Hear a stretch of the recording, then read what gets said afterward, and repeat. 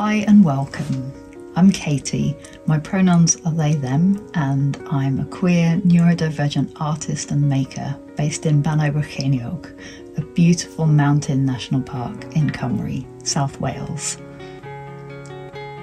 I live here with my faithful little 15-year-old rescue dog, Jack. These videos are about what I've been working on, what I've been making, and what I've been noticing out in the landscape where I love to walk.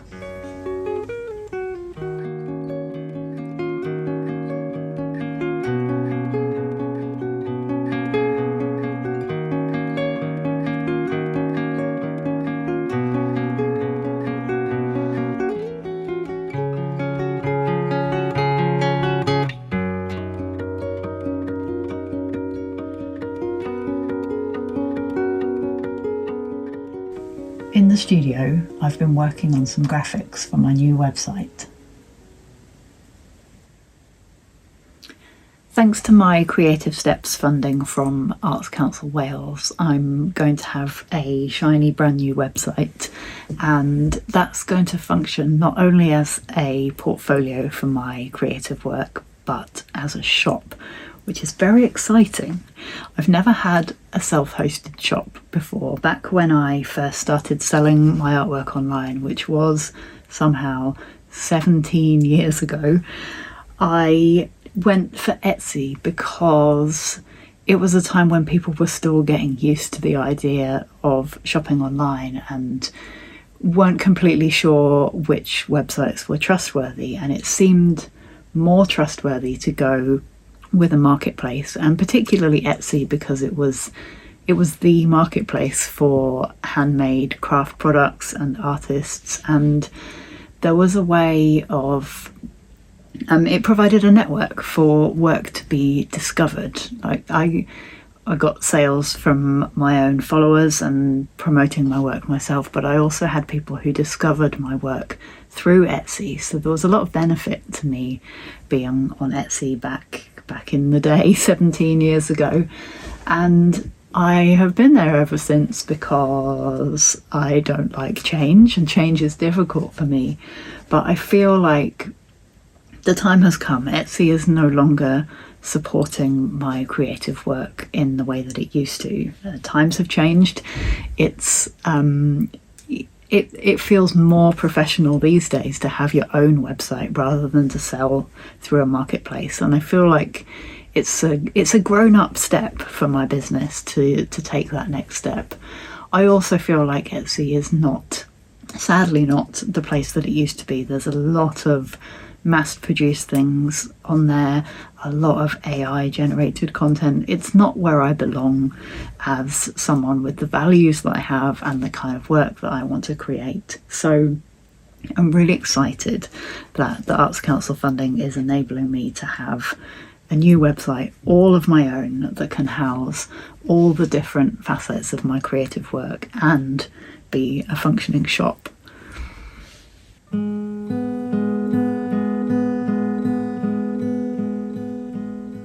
Thanks to my Arts Council funding, I've been able to employ a designer who understands my work and can work at my pace. They've been doing all the technical bits behind the scenes, and I get to do the fun bits, like drawing these graphics.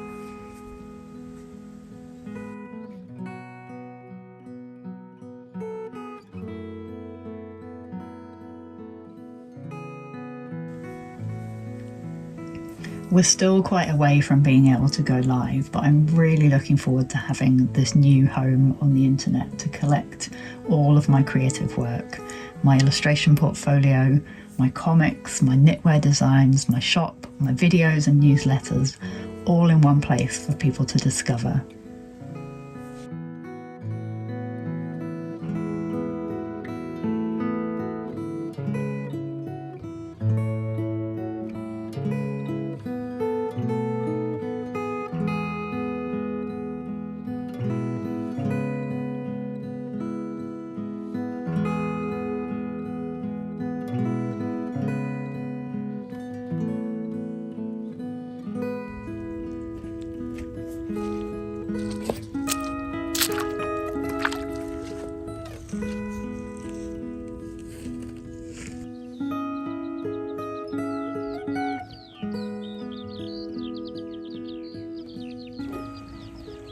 I think you can be forgiven for thinking that this grand, expansive, wide open landscape looks a bit barren. Certainly when you look at the whole vista, it is very open. There aren't many trees and it can seem like a lot of the same. But when you look closely at the smaller scale, which is where I like to look, there's incredible life and diversity just on the top of this fence post, in the cracks of the dry stone wall, in the tiny places. The more you look, the more amazing things that you find.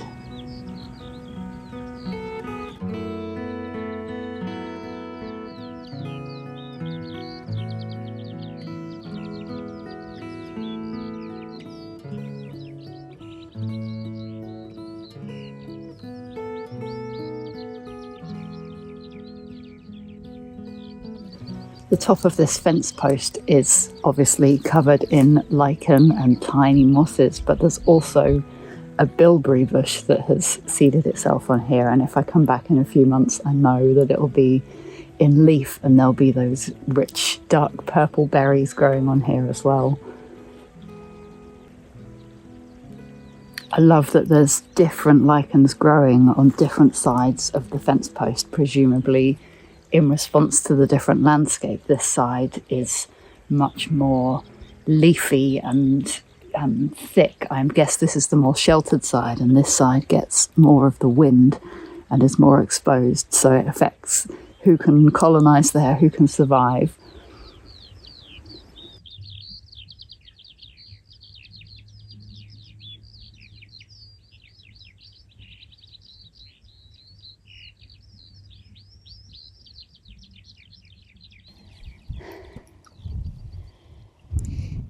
In my fantasy of how this episode went, it did not involve me sitting on the side of a mountain frogging my knitting. I imagined I would be sitting at the top of the mountain on this beautiful day. Of course, it was far, far, far too windy to even sit up there, let alone to knit up there. And I imagined that I would sit next to the trig point, admiring the beautiful view and film, you know, a wonderful Instagrammable moment of me knitting. And, well, now that I've found some shelter and it's okay to get my knitting out of my bag and it's not going to blow away, I'm just looking for somewhere dry and unboggy enough to put my yarn. I'll go for there. I've discovered that I made a mistake while I was knitting last night and I need to rip back a couple of rows. So that is what I'm going to do. The mistake was with the buttonhole. This is what I'm ripping back. So, yeah, I like to be honest and keep things real on my channel. So this is the reality. Here I am, sitting here out on the mountain, frogging some knitting.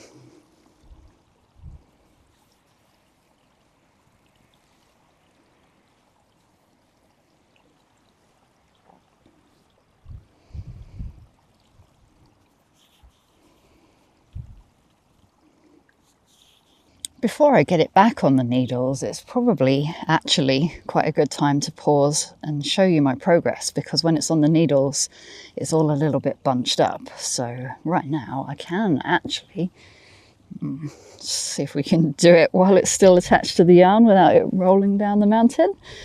I can actually try it on and show you.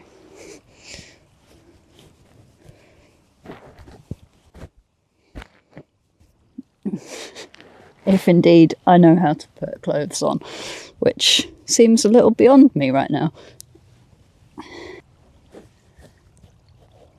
So like I mentioned last time, this is my Mila hoodie by Irene, and I have just finished, I've just passed the armholes and joined the fronts and backs. So yeah, lots of progress since you last saw it. And actually, while I've got this bit facing me, that's probably the easiest time to frog this little bit of I-cord, because it's always tricky when you've got slipped stitches to know when you are frogging it. Sorry, apparently I can't pick up stitches and make a sentence at the same time. Maybe. Yes, so the lovely I-cord edge on the edge of here obviously involves some slipped stitches on some rows, so need to pay a bit of attention whilst picking those back up to make sure the I-cord stays correct. But now I can just tink one stitch at a time and slide it back onto my needles.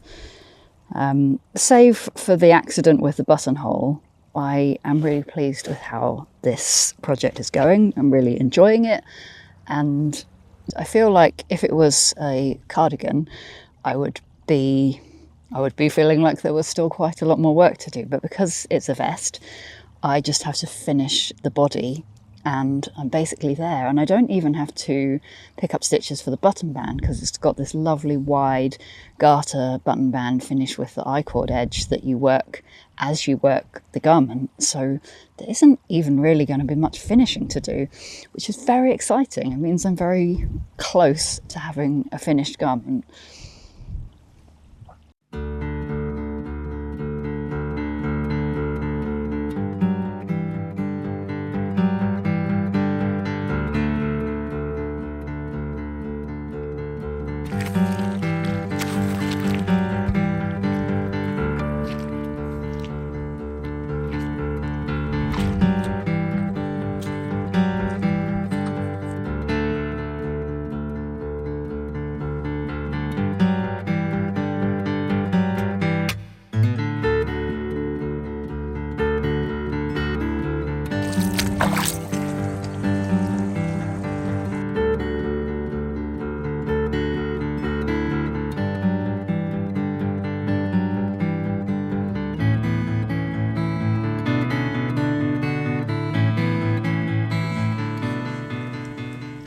I've also been getting back into sewing lately.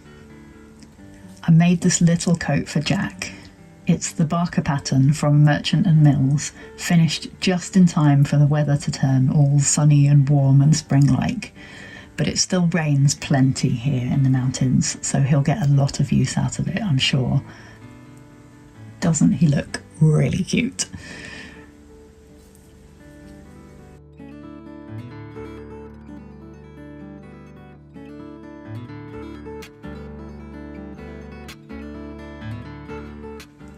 For myself, I've been inspired to make a quilt.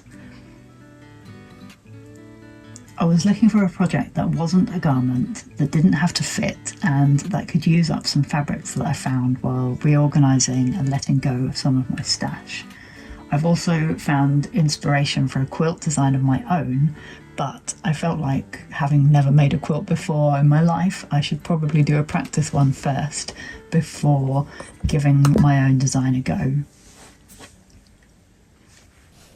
So when I went through my fabrics deciding what to destash, I was mostly looking out for the kind of fabrics that I want to make clothes from, and I picked out these as, I mean, they're quilting cottons, they're not things that I want to make garments of, and I particularly didn't like this bright yellow orange one and wondered what on earth I'd bought that for. But when I put them together, I really liked how the colours work. The orange in here picks up the oranges in this kind of floral one, which if you look closely has some cute frogs on it as well. So I put them to one side thinking that they would make a nice quilt, and I found some plains that went with them as well. There's this one with trees on, and then this amazing Charlie Harper with stag beetles and mushrooms. And so these are the fabrics that I'm going to choose for my quilt, and I've no idea how it will turn out because they're quite patterned, and the examples of the quilt use more plain fabrics, so it might end up being too busy. But the most important thing is that I've chosen to use fabrics that I already have rather than going out and buying something new. And I'm making the Kissing 9-patch quilt by Lydia from Pom Pom Quarterly. Even though I've been sewing for years, this is my first quilt and I'm learning lots in the process. I'm a bit intimidated by the sheer volume of fabric I'm working with, but I am enjoying the methodical process of creating strips, cutting, keeping everything square, and sewing lots of straight lines. The quilt pattern came with a colouring sheet, so I was able to start by making a mock-up of what my finished quilt is going to look like and get a sense of how the colours would play together. And now I'm bringing it to life in fabric and really excited to see how it's going to turn out.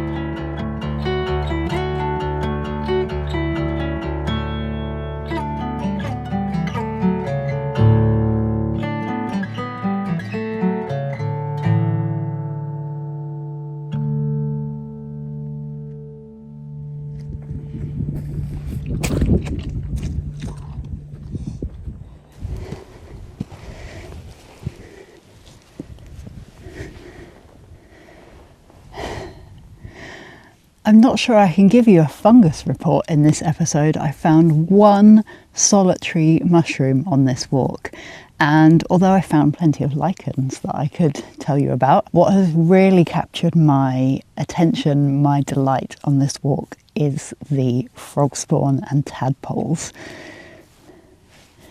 I've always been delighted and a little bit obsessed with amphibians, frogs, newts, toads, and so this is one of my favourite times of year. I love getting to see the tadpoles, and then when they become the tiny, tiny little frogs, it's always very emotional for me. I get very emotional about all kinds of living creatures, but it seems like the frogspawn happens just in that moment at the end of February when it feels like it has been wet forever. You can't imagine ever having a dry day again. And then all the frogspawn is out, and all of a sudden it becomes March and it's like this. It's dry, and I feel for these tiny little beings in these puddles that just evaporate. I know that's how it works. If as many frogs survived as eggs there were in all of the frogspawn in the world, we would be completely and utterly overrun by frogs. So I know that they're not all meant to survive, but I do find it very emotional when I see their puddles drying up. But of course, some of them will survive, and it's been amazing to see so many out on this walk high up on the mountain. My favourite bit was seeing this little puddle all the way around the trig point, so right at the top of the mountain, hundreds of metres above sea level, in really quite extreme conditions. The frogs are making their way up there, and this pond is absolutely full of frogspawn. It made me really happy.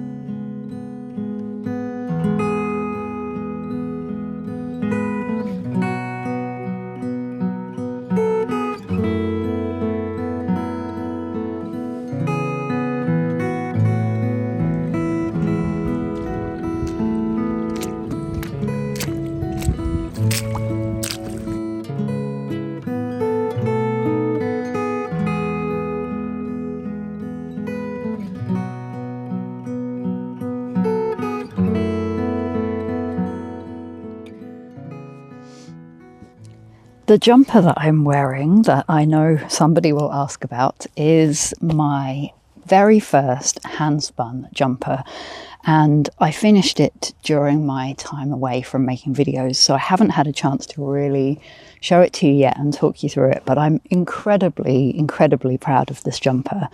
The fibre is from John Arbon Textiles. It was a limited edition blend, I think as far back as 2020, and I should look up, I'm not sure when I started spinning the fibre, but I'm going to guess it wasn't that long after that. So it was a long process. I'm a slow spinner and a slow knitter, so it's been a very long process bringing this garment to life.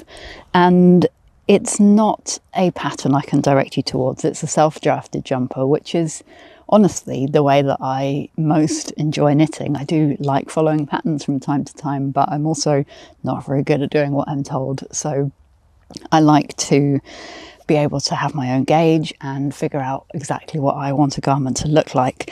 So yeah, it's a self-drafted pattern, and I used the stripe because I was scared of running out of yarn, to be honest. So the yarn that I made was a traditional 3-ply, so I spun 3 separate bobbins, dividing my fibre into 3, and you know, you never get exactly the same amount of singles on each bobbin, even though you weigh the fibre, because your spinning is a little bit inconsistent. So with the leftover singles from plying the 3-ply, I plied 1 strand with just a plain dark Zortbos, so 2 singles of the dark brown, 1 single of the barn owl, to make a contrasting colour. So it's a subtle contrast, but it is a contrast, and I really like how it plays in this garter stitch and broken rib texture to give a subtle stripe, not a really graphic stripe. I have had a lot of wear out of this jumper over the last year. You can probably see that there's a big gaping hole in the arm that I need to repair here. It's not as bad as it looks, it's just a split seam. My jumpers always break on that seam, I think because when I'm taking them off that I start pulling from that direction, so I put a lot of strain on that seam. So I do need to do some repair work on this. The only thing that I'm not happy with about this jumper is the neckline. It's a tiny bit low for me, and yeah, I would rather it was just a little bit higher, just to cover that edge of the top that I wear underneath. I know that I have some more of the yarn somewhere. I'm doing a big reorganise of my studio at the moment, and in the process organising my stash, letting some of my stash go, which is hard but necessary. And I know that I will come across this yarn eventually. So when I do, I think I will rip back and adjust the neckline, because I think I'd be much happier with it just a little bit higher. But other than that, I'm really pleased with how this turned out for a first handspun garment, and I'm very proud of it.